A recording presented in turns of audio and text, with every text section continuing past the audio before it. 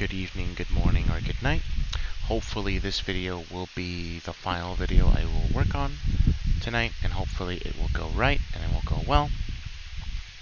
This video will be a walkthrough of the code and what happens when you turn on the code. I will be making periodic pauses to make sure that my information and sources are correct. I want to get this right, and I want to do it right, so I will take pauses in between to demonstrate that these things I know. So, starting off, when you start off, the listening HTTP, the local host of the server, is listening. What does it do? So, we start the HTTP server, or the public class app server. It creates, it creates the memory database, the movie repository, the movie service, the movie controller, the movie router, and the API router is the HTTP router. Here is structured logging, centralized error handling, which is used for our sake, so it could give us some sort of feedback whenever an error is caused. Add response course headers, which is the permission that allows the code to know that these whatever's entering now is approved for API, or is approved to continue. The default response, which is what happens when when someone puts a route or a point that can't be necessarily accessed, and the parse request URL and the parse query string. The parameterized route matching down here is the router, or the start of this router, or the start of the router, which gives this route, and this route is also given another route, which, this is the API router. It starts with this, and then there's the movies router, which the movies router, which is routed from API. So that is what, if I give me a quick moment, just would like to showcase it here, that this right here, oops, I moved the wrong screen, that this here is, or the API routes, this is what it does here, because if this isn't here, if you remove the movies from index, it just brings you to the main screen, and this is the page for the movies in general, or this is the get in the API, or this is a get. Let me look for it here. Movies for the movies router. The get, the post, the put, the delete. Pretty sure this is the read. Yeah, read movie, because this is read movie. Movie controllers here. You can see this is the read movie. This is the curl request up here. This is what you'd put down here if you'd like to, how would you put it? If you'd like to be given to you in API format. Here is the movies controller. By the way, I forgot to mention, all of this is activated middleware. All of this is middleware here. So now the movies controller. So what do these do? So all of these are part of the app CS. If you can see here, memory movie repository, default movie service, movies controller. This one is movies controller right here. So this is the meat and potato. This is what takes the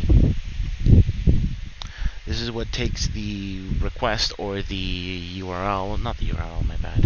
The API, the route. This is what takes the route, and this is what formats it, or this is what so the read movies here, it serializes it to page and size.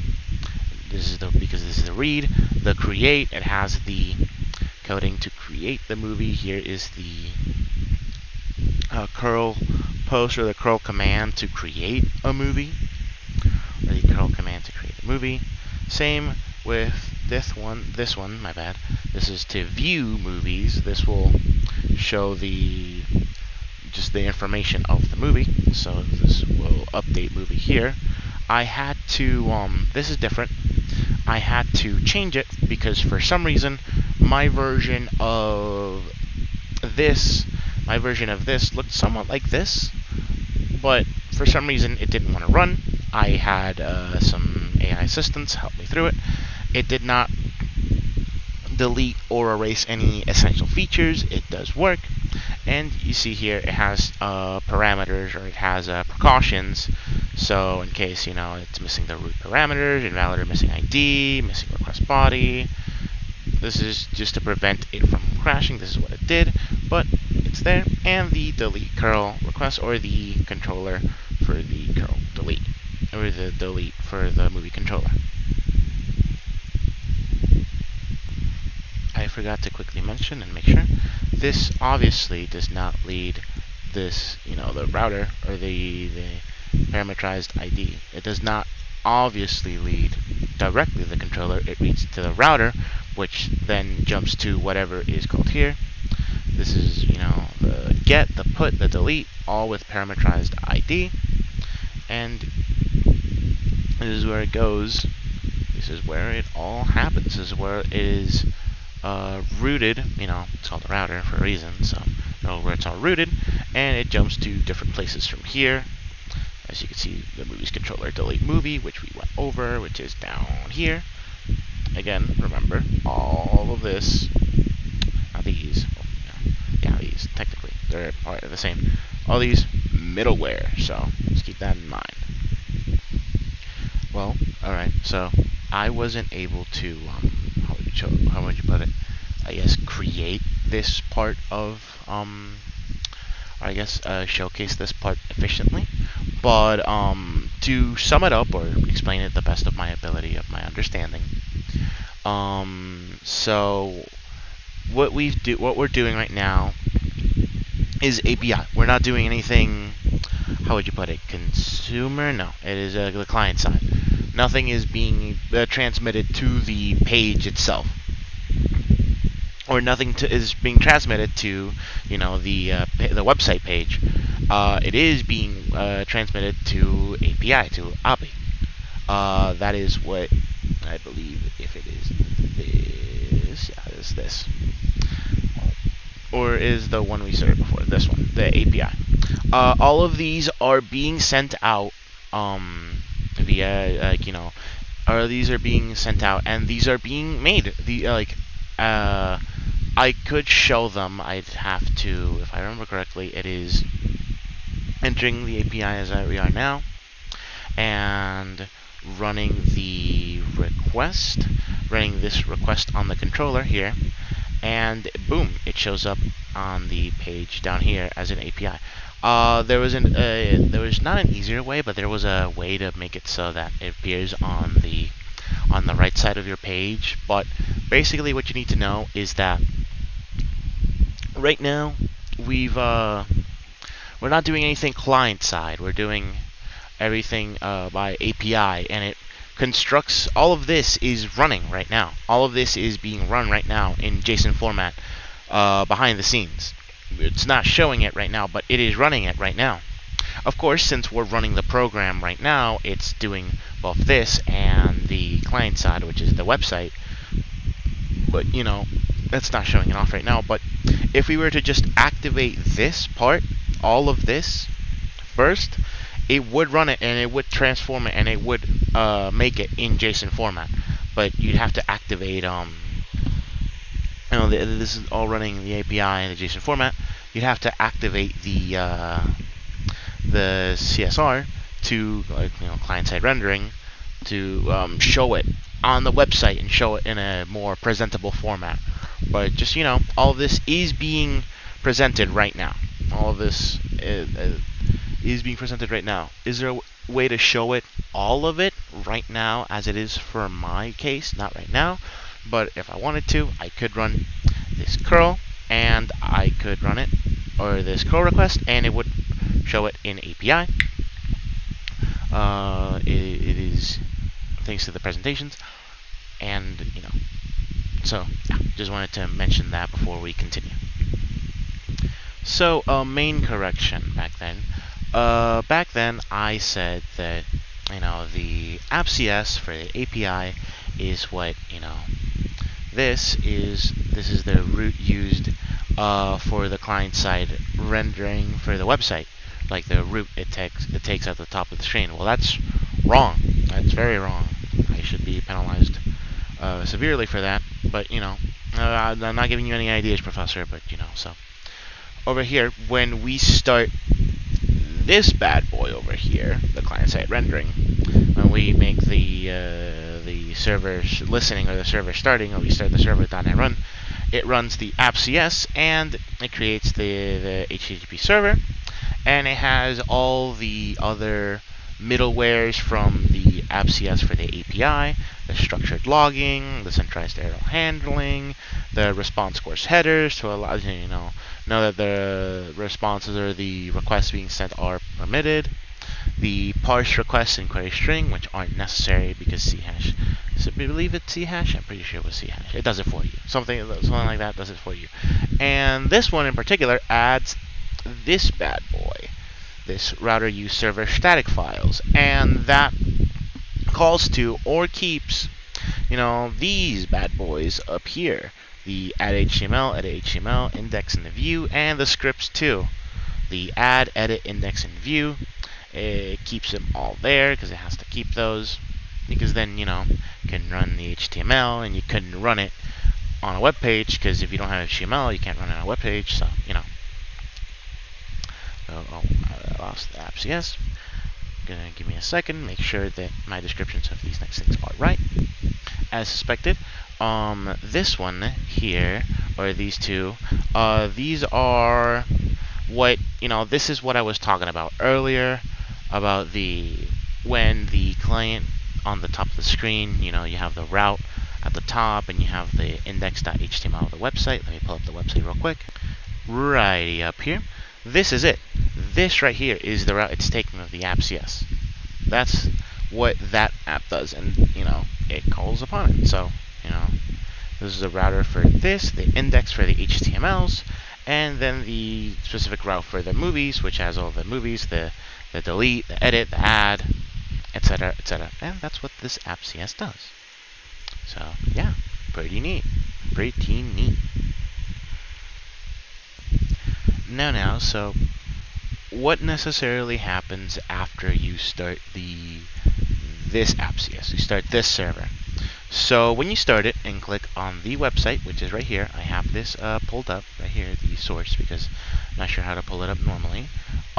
So when you start here, the first request is getting this HTTP request, this one right here, and it immediately, the router reroutes to HTTP localhost index.html, and the page, or the landing page right now, has this. This is what it asks for, the doc.type HTML.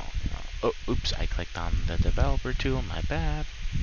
So it asks for the index.html, so it redirects to that. So what does that redirect to? Well, it redirects to this page, and it has this file in it. As you cannot see here, this is the file that it has right now, the localhost 3000. And this also asks for the styles, or it asks for the file, or it asks for a file that has styles and main.css on it. And that's exactly what the next operation does. The next operation calls onto that. So you see, the first one the first one is a get to the localhost 3000, which is I'll find it in a minute. Then it reroutes to the same, but with the index.html file added, or it reroutes to that, which then calls upon the main.css, which is what is on the HTML page right here. So again, thanks to following instructions and being very attentive, what does that do? Well, in utils, it goes all the way. Not structured logging. Where is it? Where is it? Service static files. What does it look like that? I thought I fixed it. Man, my mistake. Sorry. Anyway, so what does it do? What does it do now? So it configurates the directory or configure it to the directory. Root dir, this is the root, and it's like, oh, where's the the root dir, which is like where it's supposed to be getting this from, which is not main CS. Where was it? Not program CS. Oh, where was it? Give me a minute. I'll find it in a quick second. I found it. Cheeky little thing right here. The app settings, obviously. So calling from utils, it's like, you gotta take from this. Configure it from this. So we go here. Not program, app settings. The root dir, there is a root dir, www root, still works because they're both root. And so what does that do? So it calls the path, combines the root dir and the the URL path, and also replaces the this to be the other type of slash. And it it says, oh, if file exists, if the file path exists inside root dir, that is main.cs. So let's quickly just go up here and check. Oh, oops. Oh, what did I do? Oh, what did I do? Oh, what did I do? Oh, what did I do? Oh, what did I do? Oh my god. Hold on, give me a second. Give me a minute. My bad. I had a bit of a mess up. I had a bit of a mistake. I clicked something I wasn't supposed to. It opened something completely different. I had to reopen the file. I got really nervous. I got the shakes. I thought something broke, or I broke everything and it wasn't going to work anymore. But it works. It's fine. As you can see here, I clicked on it. It called to the to the route, the index of the HTML. It calls upon that file, and then it calls the HTML, or inside the HTML, it calls upon main.css. I was doing that. I was right here. It combines the path, the root dir, and the path. And if that file path does exist, which it does, and I'll be very careful this time. Oh, would you look at that? It does exist. www root. Does it exist? Yeah, it does. www root exists. Does it have a main CS? It does. Inside styles, it has a main CS inside styles. So if it exists, it just reads it back out to you, and it reads it back out to you, which checks out here, CSS, and it changes it to text CSS, which, if you could see, check out down here, boom, it translates to text.css, and this one is text HTML.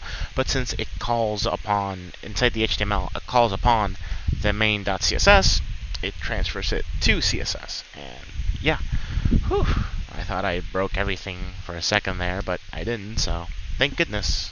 So yeah, let me keep reviewing the content. A quick note: all of the server static files. If file exists, it also checks for if you could see down here, the index HTML, the content type text HTML. It also checks up here if there is a path in root with index, and there is. It's this one. Hey, and that's what's running right now in the client side. So that's all of what happens in here in the server statics file middleware. Pretty sure there's a middleware. It calls upon itself a middleware. So yeah. A mistake. Oh well, sorry. I'm back. A mistake. I'm a bit still nervous about that little goof. I thought I messed up a bunch of things up, but I didn't. So now we return to the page. So now what happens when we click Browse Movies? So it loads the page. And now to sync edit workspace folder with short just can you not? Yeah, there we go. So now it calls upon, now that we're here, it calls upon movies index. Boom. So what does it do? So now it calls upon the styles main.css, which is already in file, but now it calls this different one, the scripts movies index. So let's go check that out real quick. Go check that out real quick. Not movies controller. Man, there's a bunch of stuff and I get confused quite easily. In www root, right here, scripts, movies, index. And you may be wondering, oh, why is this important? Why is this important? I thought I fixed all this, man. My bad, my mistake. Down here, I believe, where's the request? Locals main CX. Look, it calls upon the scripts movies index.js, which is what's right here, scripts movies index.js, which then jumps over here, checks if it's in root, if there's a thing inside scripts called index.js, and it jumps us all the way over here to scripts common.js, which is what it is calling right here, and I believe that is that's not the last get it runs, but timestamp, let me read it. Well-known app-specific com.chrome dev tools. Oh, that's that's the this is the Chrome tools, or this is the Chrome tool. My assumption is what the Chrome tools is, or dev tools. So yeah, calling upon that. So it does that. It saves the styles main.cs and it jumps into looking for this one. And if you can see in the log, that's exactly what it does. It goes from movies to scripts common to here, and that's where we are right now. So yeah. So now what's going on now? So after we go there, what is the contents of the page loading? These things. So it's this. It's if you check the HTML, those slots are empty, but then they're filled with these right here. How is it filling of these? Well, it has to call upon close the body, close the head, or open the body. I think it's the head. No, yeah, it's the head. It has to call upon scripts movies index.js. So if we jump to that over here right now, what does it do? What would that do? So it queries the page, queries the size, getting it right how it's supposed to be. The default size 9, default page 1. It stores it locally here. Here's the list, and it does the API fetch with the page number and the size of the page. So API fetch is in common.js up here. The API fetch, oh man, it looks so, it doesn't look too ugly, but it looks unpleasant to look at. I thought I fixed it back then. I'll stop yapping about saying I fixed it, or if I did or I didn't fix it. So anyway, the API fetch starts with the HTTP as the path of the API base, and the path, it resolutes the path. So what's that path? The path is, localhost 8080. So, what we have for the API. It's calling to get this, or the result for this. And that's why it's calling scripts movies index.js. So real quickly, jumping from here, the local host, or the API base, combining that API base with this, the API fetch, which is, again, like I said, connected, it brings out this, the movies page and size. And that is logged over on our API side. So when we load the page, boom, it calls the 8080, the host with the 8080, the API v1, movies, page 1, size 15. And its application JSON, or the content type is JSON. Again, I don't have the way to see it in the format JSON. But again, the code is all in its entirety. It is able to do that because, if this part of the code didn't work, then, the other half wouldn't work because, it loads the content in JSON, and again, as stated before, the contents in JSON, if you load up the API already has the contents written out before the client-side rendering, or the client-side render, is up. Like, before we even loaded the server, the API has the the API has the JSON of this, of the page 1 size 15 movie page, or this page 1 size. Well, I set it as size 15 default, but you know, whichever page it changes to. Example, oops, that's the video I'm watching to make sure that I'm explaining everything correctly and that I'm not fumbling everything up. Again, if I change it to 3 per page, it changes. And if we go back here, page 1, size 3, again, if we change, oops, that is my recording software. No, you can't see the recording software.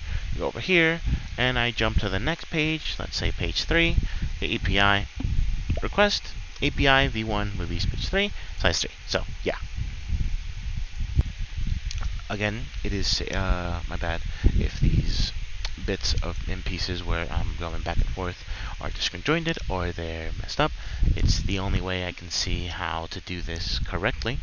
I want to do this correctly. I want to, you know, show that I'm capable of showing off the things that I've learned and such, and I find it more awkward continuing with a singular video because I'm not very good at explaining long term. So, again, in here, the index, so, you know, if the item's length is 0, you know, there's nothing there to load, you know, it says no movies found on this page.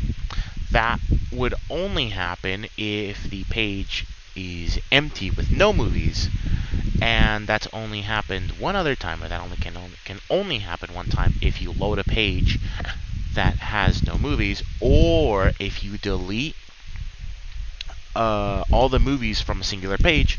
This is what's going to show up, and it warns you, but you know, it doesn't do anything else besides just warn. So, but here, this is what matches the index.js and the index.html. So as you can see, let me find the coding here. As you can see, I'm being very, very diligent to make sure I follow every bit and nook and cranny, every bit and piece, because I want to get this right. I want to show off that, you know, yeah. So the div class right here. Those are the buttons. Where is the? Here we have the divs, you know, and these are, as you can see, these are clones of the template and are being filled out with the information. This is the template itself as being filled out with this information from here, from the query selector. Here's the title, it filled it out, the year, the HTML, the URI component, and the delete, which is the button for the delete. So fills it out with that information. So yeah. So what then? So honestly, right now I believe we could show off the edit. So this is it right here. Let's see. Edit row right here. It calls upon this ID, or this view HTML ID 7, and this edit HTML 7. The view is, you know, there's the view button, but then my bad. I would do another take of this, but I'm doing it all in one take. I'm yellowing it, as they say. So edit. We click edit. Boom. It requests that page. It requests that page. So, you know, we check the not performance sources. It's this. If we check it, it calls upon main CSS, which is already in file, or in the, you know, in the browser, or it's already, yeah, in file. And then it also calls upon movies edit.js. So first and foremost, it goes here, it checks, is there an edit HTML? There is. We jump here, you know, the edit HTML, it calls upon the edit.js, and the edit.js is right here, It's written, as you can see, disables form fields and do not allow editing if movie ID is missing, populates form with data from movie ID fetched from the API server, and executes the given function whenever the form's event is triggered. Let me make sure that this is the right page I'm supposed to be on, which I know it is, but just to make sure. So from here, we jump from HTML. Let me pull up edit HTML again. So after it reads the entire file, it checks the entire file, it reads it, it calls upon edit.js. What it does here, up here, it reads the movie list, the status, the card, or of course, page size first. This is index. My bad. Index. Where's edit? Edit.js. So calls upon the movie ID, and the movie ID we have is movie ID 7, Lord of the Rings. Movie ID 7 captures the movie form, which the movie form should be down here.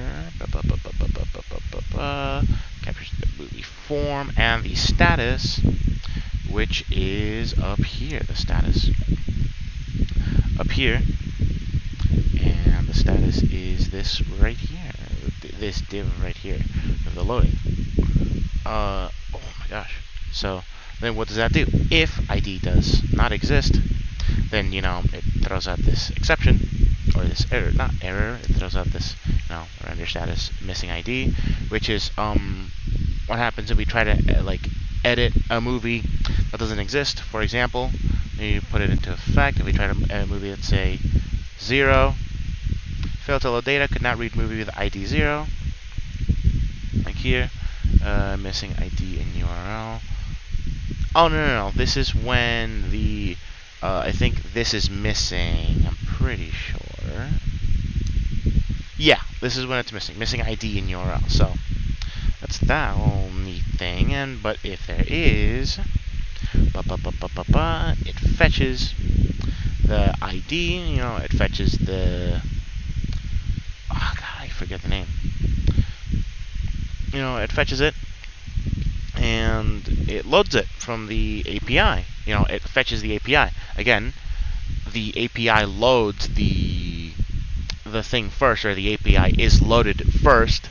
So, so if we go here, I'm pretty sure, no, it's not this one here, it's this one right here. Oh no, it's been going. So, no, yeah, it's this one. It has been going. So, localhost API v1 movie 7. Content type null, content type duration. Oh yeah, content type null because it was the thing we it's 7 now, but it was null because it was the one we loaded where it was null. But if you could see, if you gander your eyes up here, the application content type JSON. It loads it in JSON first, and it applies the everything written in JSON, the name, the year, and the description, and then it fetches that API to load it, the client-side rendering, and it loads it on the JS, which then loads it on the HTML, which then from the HTML is loaded here. So yeah, that's pretty interesting if you ask me. So now after that, if we'd like to keep continuing with the page, we could edit it. The Lord of the Rings. Let's edit it. It's too long. Let's say Lord of the Rings. Year 2000, the final push to destroy the one. I don't like this description. Destroy the one. You know what? Destroy the One Piece. Sure, why not? And we save those changes. Boom! Updated movie 7, The Lord of the Rings 2000. So if we go here, thinking, where's that happening? So it goes down here. Man, it doesn't look so pretty. I fixed it. I said I wouldn't yap about it, but my bad, my mistake. So it fetches here, it updates it, and it uses a put method. Put method is the method to update, update the movie. And here's the updated movie. Here's the error. The catches the error if it happens. Error update failed. But updated movie, and it shows you the content of the movie ID, the updated title, and then the year. And yeah, it fetches that, and it changes it in the API too. Again, I did a mix of both the document, following just document, and then the videos. I don't have the specified thing, but if you were to load it in the API would show, and I have loaded it in the API before. I have ran it. the API does work, because again, if the API didn't work, then the client-side rendering wouldn't work. I ran it in the API. It shows the thing updated. I had to fix the, what was it? Oops. Oh god, I need to be careful with my mouse. I had to fix this thing in utils here, or was it? Was it here? I'm pretty sure it was here. No, it wasn't in utils. I forgot where it was, but it was somewhere. And oops. Okay, hold on. Let me make sure that the only thing I added was a line. Yeah, it was just a line. Okay. Because all these are just line edits. It should be fine in the document that I submitted, and then because I uploaded it completely perfectly working.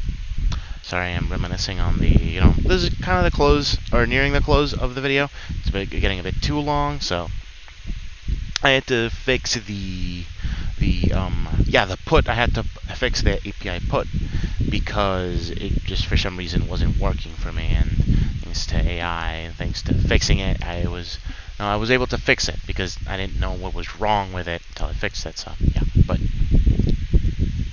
yeah, that's what it do. It fetches it, the put, and as you can see here, the request ID, the method is put API movie 7. So, application JSON. So if you were to check it out in the JSON format, the API, it has been updated to Lord of the Rings, the final push to destroy the One Piece. So, yeah. Going slightly more in depth into the error message. Well, you go down here and it's like updated movie. Update failed, and you think, oh, it just says update failed and that's it. No, it says error.message because it loads it in common JS, of course. Loads it in common. Where is it?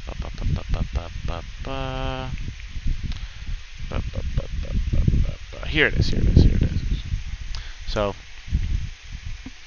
it awaits the fetch of the URL, the context, text, that payload nulled. If try payload text JSON parse catch payload text. If res okay, it checks the constant message, the payload, and it loads the payload message. And the payload message would be the message written in API, the message that is specifically written in API to warn the user, or warn that the file didn't work, or that something went wrong, or wasn't able to update because of the ID, and it turns it into a new error message. Res status text, loads it, error payload, throw error, and then the error is loaded here. It's yes, update failed, and shows error.message. So yeah, pretty neat again. So to make a long story short, and to make the video shorter, this can be shown pretty easily. The API for this can be shown pretty easily. Again, if I just change this to something like 77, failed to load data, could not read movie with ID. This is this is that. They failed, or to update a movie, or to you put the year 1888, 1889. You put the thing, you save the changes. Boom, missing ID in URL. Don't work. That's the error message. So yeah, that's pretty much what I catched to just put this. As you can tell, I'm turning in this very last minute, and I'd like to save the apologies and the sorrow and the tears, because this is a professional video. But I like to say that I guess I will give my final thoughts. I suppose I will make a separate video with my final thoughts, Professor. So if you'd like to see that video, it's the one coming up after this, about my final thoughts and my feelings.